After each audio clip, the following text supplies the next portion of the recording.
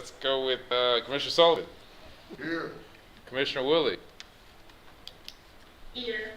Commissioner Fountain, not here, and that is it. But we have a quorum present with 3 commissioners, so we'll let the minutes be noted for that. Commissioners, we have the minutes sent out to us for last month's board meeting, May 16th. Those minutes were sent out earlier via email. I trust you've had a chance to read through those minutes, but at this point in time, if there's any corrections, modifications, discussions need to be made on the minutes, please let me know.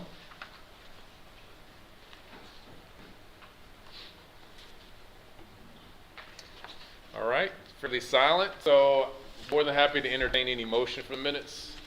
I move to approve. All right, Commissioner Sullivan motioned. Any second?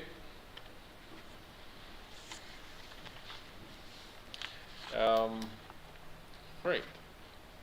I will. All right. Thank you, Commissioner.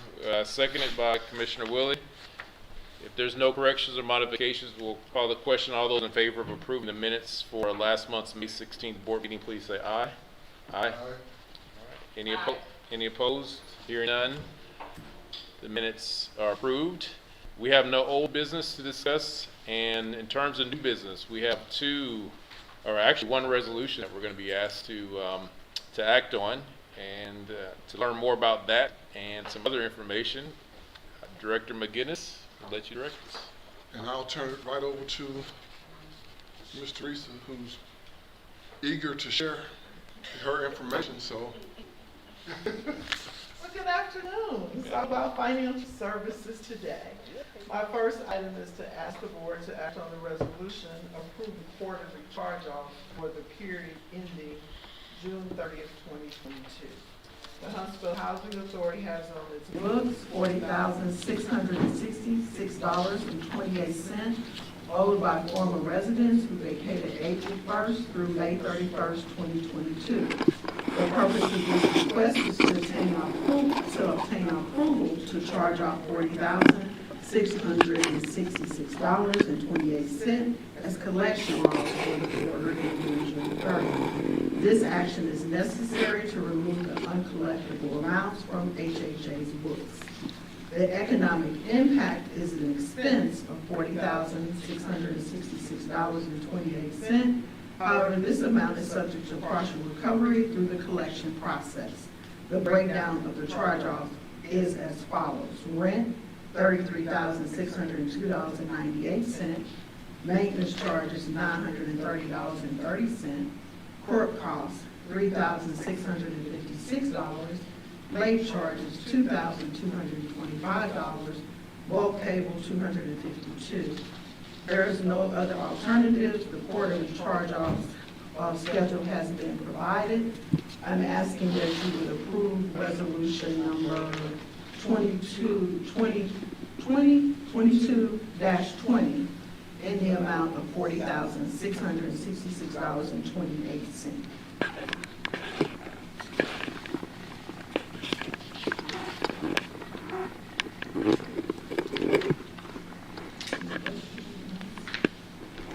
This is typically in line with what we're keeping seeing over the past several months with charge-offs. Is that correct?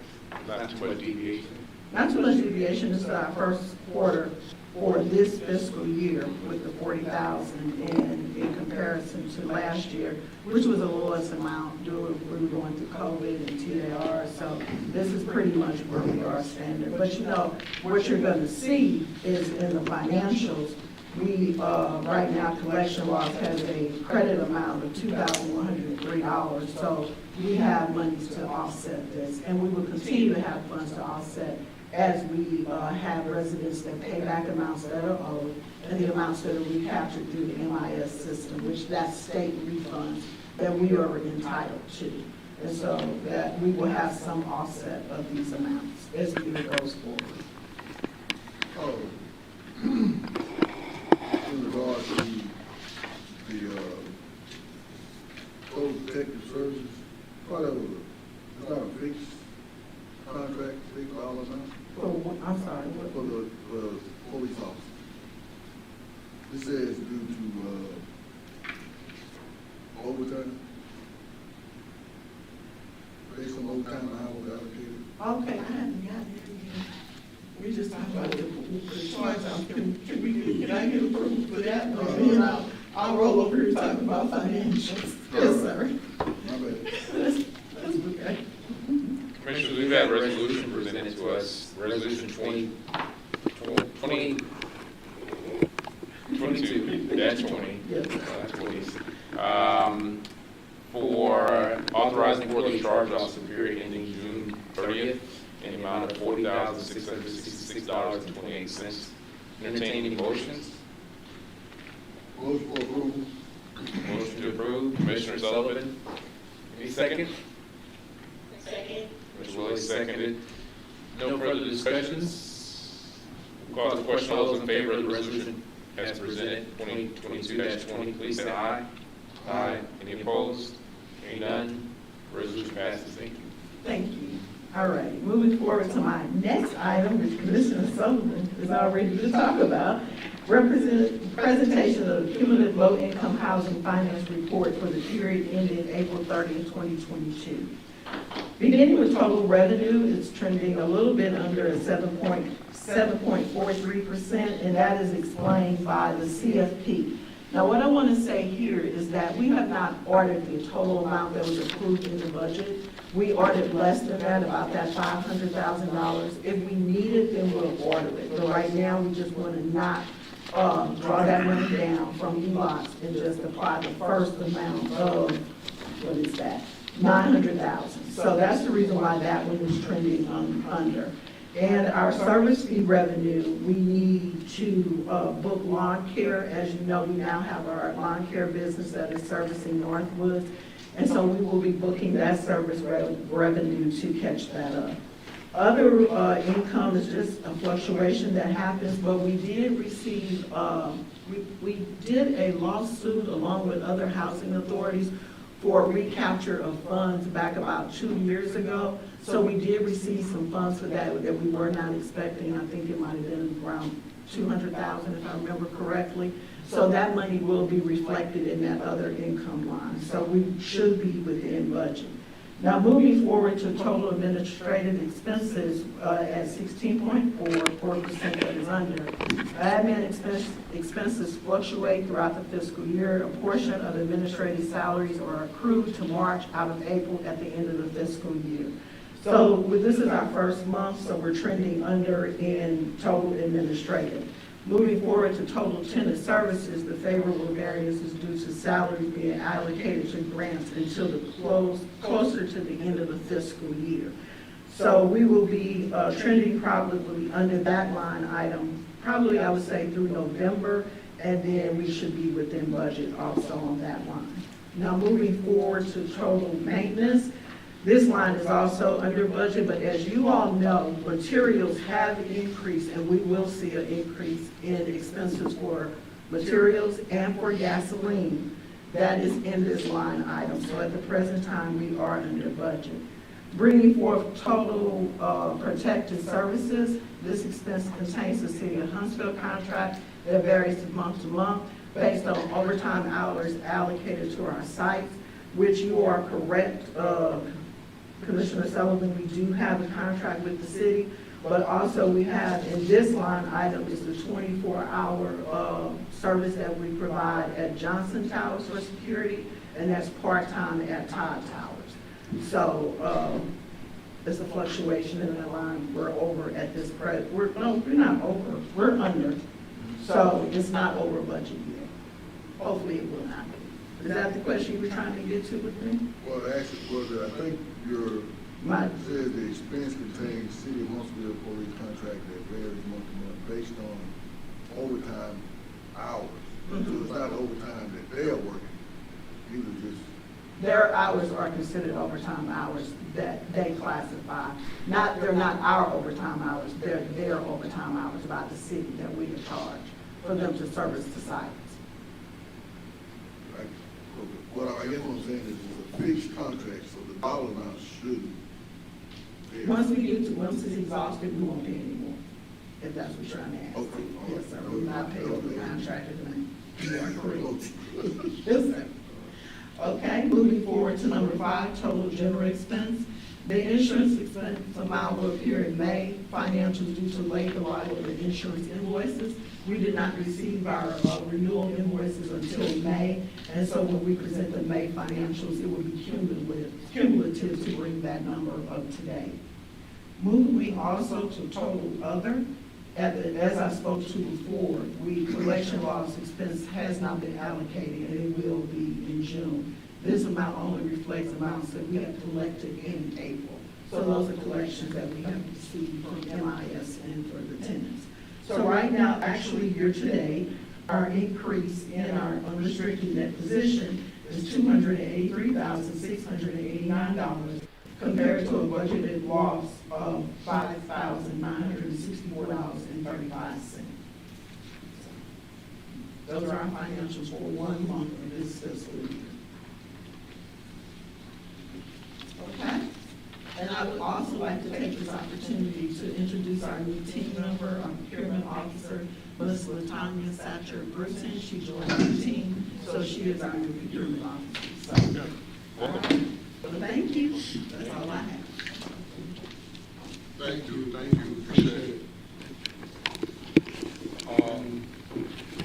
The agenda, like you said, was very light today, but we do have some discussions from housing choice voucher and emergency housing voucher that I'm going to let Teresa talk about. I think we have a scholarship that we need to talk about as well. What's the scholarship? Grant. Commissioners, good afternoon. So I wanted to just stand and kind of give you guys an update on EHV, the emergency housing vouchers. The purpose of those vouchers, of course, if you remember, was to foster partnerships with the community based on the CLC model, the continuum of care model. And it was also, one of the purposes was also to engage in outreach activities with the CLC, the community, and other stakeholders. So the commissioners, you guys adopted the EHV program in June of 2021. Staff has completely set up the infrastructure for that program, meaning everything from the wait list, the COC referral process, and how we would take the applications. The Housing Authority received 110 EHV vouchers, and those vouchers were to go towards 3 categories. Homelessness, and that meant, unhoused and sheltered homeless, at risk, and a population fleeing from domestic violence or dating violence. So currently we have 177 applications. Just wanted to remind you, we only have 110 vouchers, so that kind of gives you guys an idea of the magnitude of the need. So we have 177 applications in-house. 75 of those vouchers have been issued. 20 of those, by tomorrow, we will issue 75, 20 being issued tomorrow. 12 of those have been completely leased, executed leases, and 38 are searching. So I'll give you guys an opportunity if you have any questions about those statistics that I just spoke about.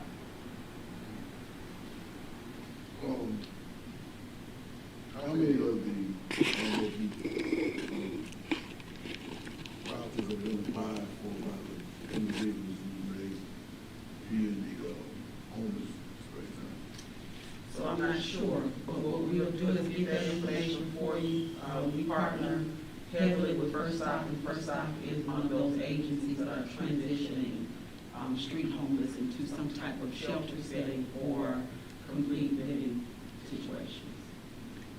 And my second last question is, the vouchers are they distributed to partners or all done by Public Housing? They're all done by us. The referrals come from the COC agencies. Yes, sir. And the COC agencies are responsible for case managing them as much as they can, and also helping them search for units. Are you finding a certain theme around those that are successful in finding the units, and what could be something that we're learning from that process? So the process is not a light process, and it's really not an emergency process. We would hope that they could, present themselves as being homeless, we could provide them with a voucher and a unit. But that's not how it works, and so the bottleneck sometimes is, at the beginning of the process with the COC, with our folks that we serve, sometimes homeless folks just don't have the documents that they need, appropriate IDs, appropriate social security cards and things like that. So sometimes that presents an issue. But the biggest barrier, of course, and we all know that, is just locating the units. So my message to case managers have been, along with the application process, start searching for units on the front end. Because by the time we've gone through our process, we would, at that point, hope that we would identify a unit.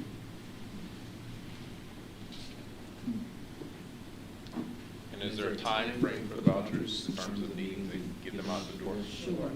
So we would hope that we would complete the process in a less than a 30-day period.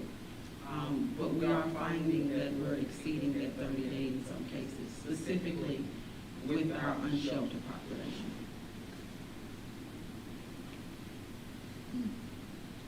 Change name from emergency to whatever. No, I mean, That seems to be, it is a little bit misleading because there is a complete process that comes along with it. But however, staff, we're examining the process as we go through it. And so where we can cut the fat, we'll cut the fat. Okay.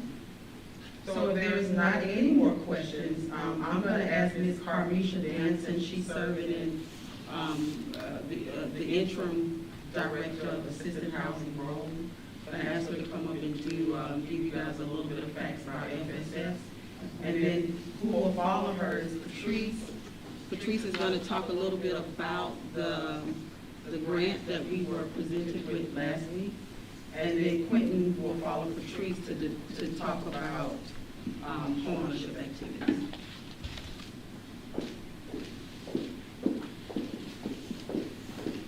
Good afternoon.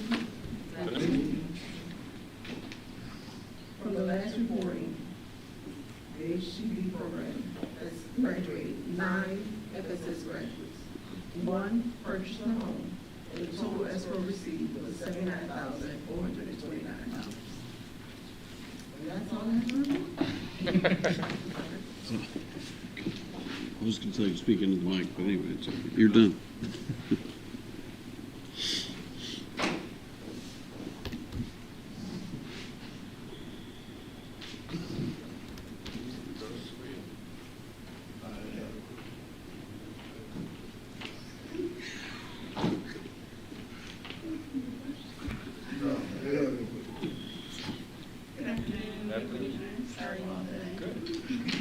So first, I wanted to talk a little bit about resident services and some of the efforts we've been doing here with our team.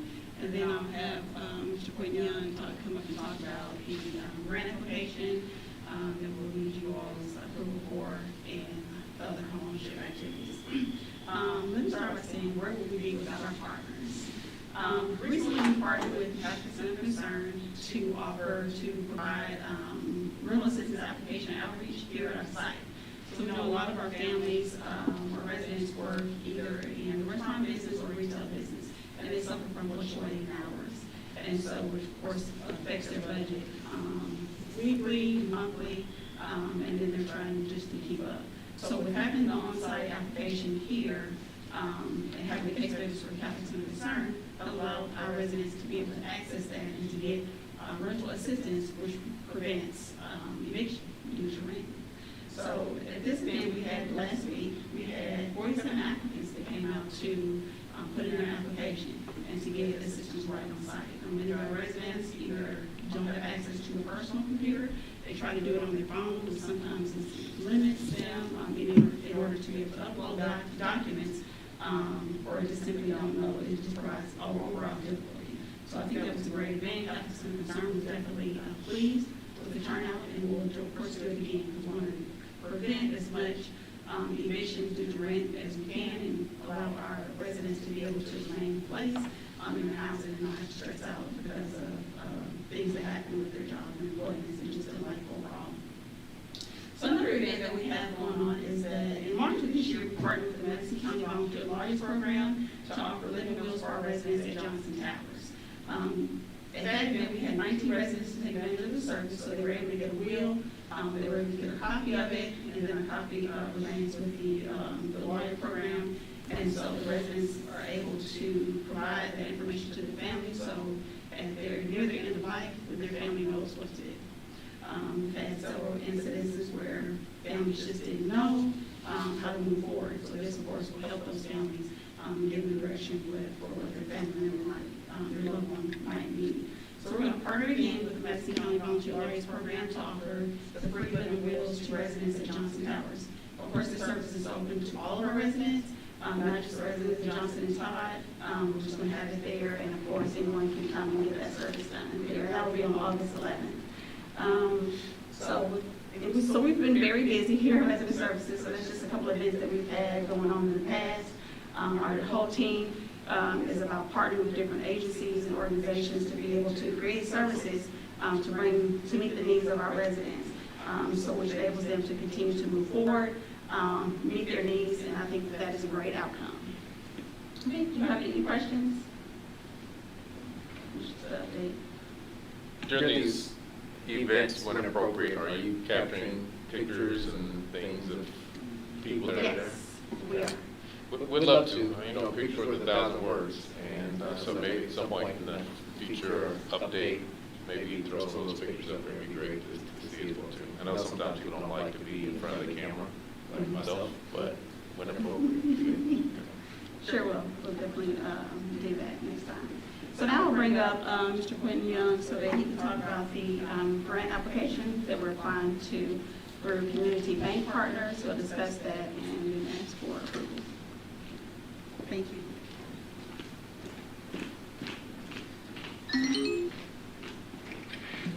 Good afternoon, everybody. So I'm here to talk about the grant application and also some other things that we have going on for home ownership.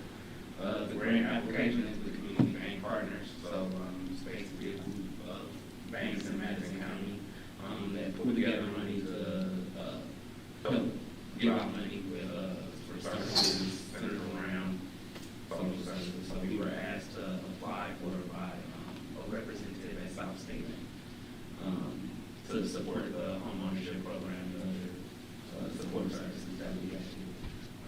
So that is needing approval, and we're going to use it for counseling, we're going to use it for financial education incentives for the clients. What's the funding amount?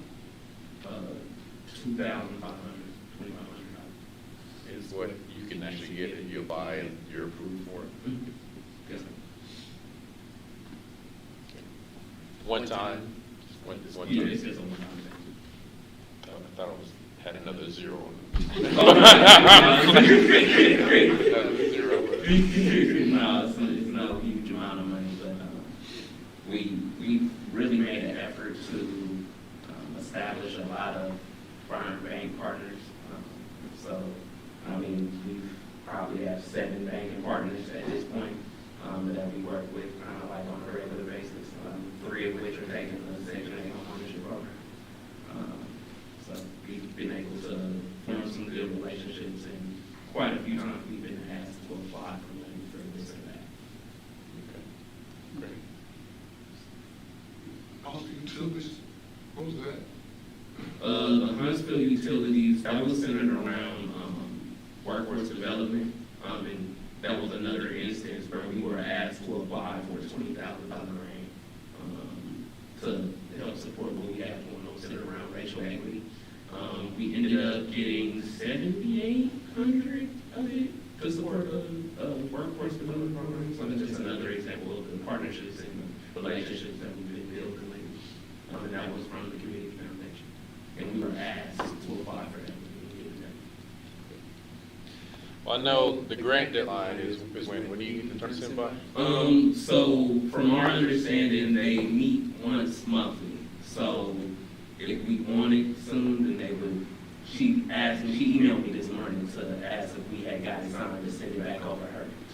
that can roll on. And, Director McGinnis, I imagine you need your signature on this as well, as, the chairs as well too. Well, it sounds like you don't want to wait till the next board meeting for this, to make this happen. So I know, I'd love to see, maybe we can entertain a motion to provide Executive Director McGinnis the approval to sign the grant once completed, pending, just a review of dissemination and just a review of the board at that point in time. Sound like a motion we can consider? All right. We'll entertain. So since it's not an action item, what we need to do is make a motion and then make a motion to take it up today, which needs to pass by 2/3, so at least 2 or 3 of you have a quorum. So then you can move it essentially to an action item. Okay. Then you vote on that motion, pass it, and then we'll give you all the authority to sign. That's what we have here. Thank you. Sure. So based upon my understanding of this process, we're looking to potentially present a resolution that has not been, I don't think you need a resolution. I just pass it by motion. oh, okay. The motion, if someone wants to make it, would be a motion to give authority to the executive director and the chair of the board to sign the grant on behalf of HHA. I thought that's spelled the way. Okay. I'd like to make a motion to provide the authority for the executive director and chair to authorize signature on the grant. We'll entertain any seconds to that motion.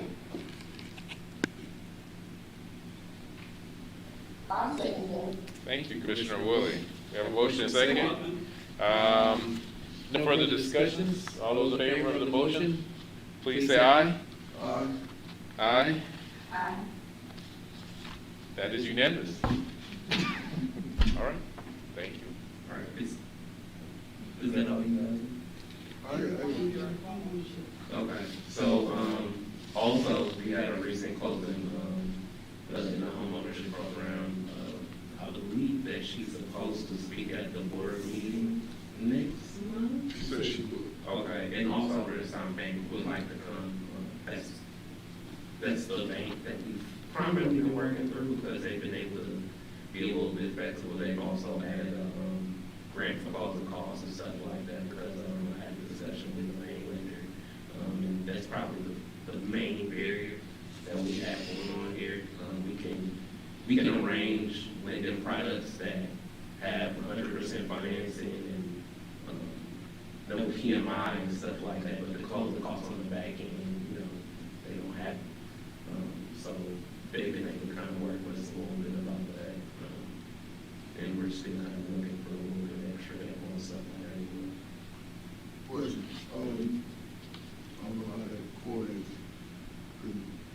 She said 9 folks that graduated from the LSS program. Is that one individual that's bought the home? She worked on her own. Okay, she didn't use the program. Did any of the other 9 purchase the home? This one? Oh, good. So we have people pre-approvals. We have 3 people searching for homes right now. Another thing, housing market, everybody kind of knows what's going on now. It's pretty tight. I mean, you can apply for, you could go and withdraw for it, but usually it's somebody with cash money that's willing to put a little bit extra on it. So a lot of times the search takes a while. Tough market is, I've heard you refer to a couple banks at least that we work with, and that are working with us. Knowing how many banks are in the area, and they're all trying to, in a sense, present themselves with a competitive advantage in the marketplace. I hope that we're doing what we can to kind of help spotlight them with those that are working with us, right? So you mentioned what, Renaissance and South? Renaissance Bank has been doing a lot of work with us. South State Bank has been doing a lot of work with us, but they don't take the Section 8 ownership program. So they kind of do a lot of work with us on the public housing side, because the public housing people don't really have that benefit. First Bank is willing to do the program, but they haven't been able to start it up yet. But they haven't approved it with their board or whatever, and took it up, so they are accepting the program, they just haven't started taking clients. I mean, you have Bancorp South. Bancorp South is taking the program, but people really haven't made the choice, because it seems like they are approving a little bit less than everybody else. So that's why it seems that people go with Renaissance, because they are more willing to kind of explain it. They're more willing to give you more to be competitive in the market, and they are more willing to kind of work with people. They came up here from Birmingham to do workshops with us and everything. And he would like to come to the board meeting. Joe Gardner would like to come from Birmingham here to the board meeting to speak as well. You glad you? Appreciate it. Thank you. I have one more question. Yes, sir. Educate me, what is the Save the Voucher program? Save the voucher Yeah, program? do you know what that is? No, sir.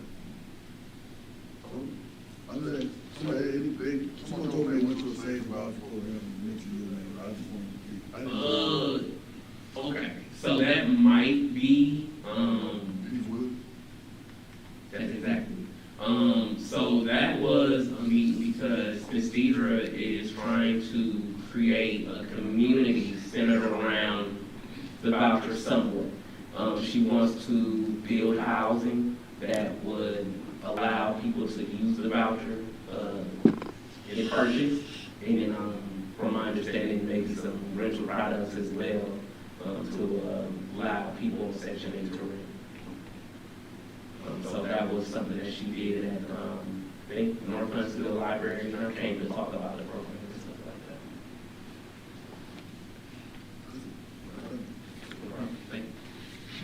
All right, we appreciate it. Thanks for resident service. And I'll just kind of talk about two of the strategic goals that we have in our strategic plan. And as you heard today, we're really trying to help more families become self-sufficient, which is goal number one. And then goal number two was actually partnering with agencies. And that's what we've been doing here lately as well. And you heard from Patrice and Quentin about the partnership that we have to really try to get more people involved with our emergency housing voucher. Those 22 agencies that are part of that COC, again, it gives us an opportunity to really get the message out to the public that we have money, we have resources. Now it's up to the public to really open up their doors, no pun intended, to the residents that we serve so that they can actually get into housing.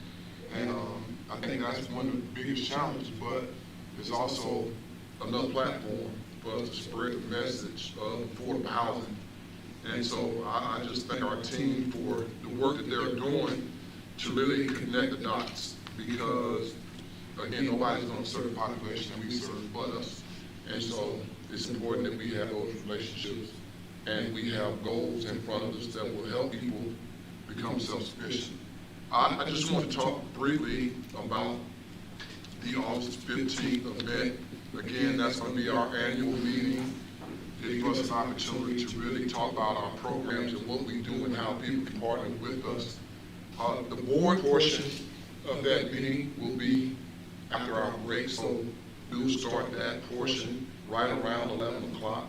So I know that some people might not be able to come all day, but we'll have two sessions, and we'll definitely want our board to be there, because that'll be our annual meeting day. We'll have a regular board meeting at that time.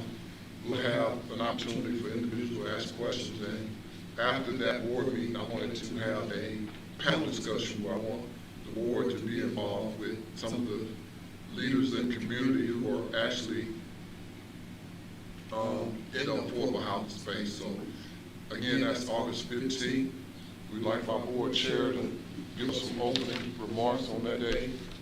And we'll have our field ops director, we'll have a couple of local officials, and we're going to try to get a person from the national office who's already committed to come down and speak on that particular day as well. So we're looking forward to that event, and I think it's going to be an awesome opportunity again for the community to hear about what we do.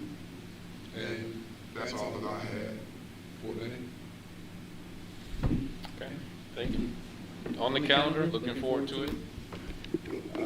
Commissioners, chance for any comments from you before we close? We had no public comments, nobody registered for public comments. No, sir. Commissioner Sullivan? No, that's- Okay. Commissioner Willie, any comments?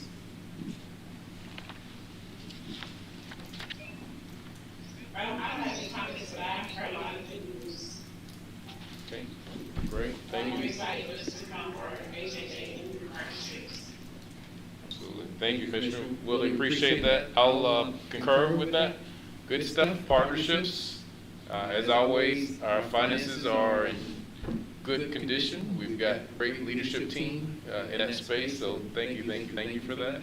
And I'm excited for the annual meeting. I know there's a lot of planning taking place for that. And let's continue to go out there and find some money that we can use to deploy. Appreciate everybody here. I know we didn't get a chance to hear from everybody, but we know you're all doing exceptional work. Get a chance to hear from Director McGinnis often about exceptional work that you're doing.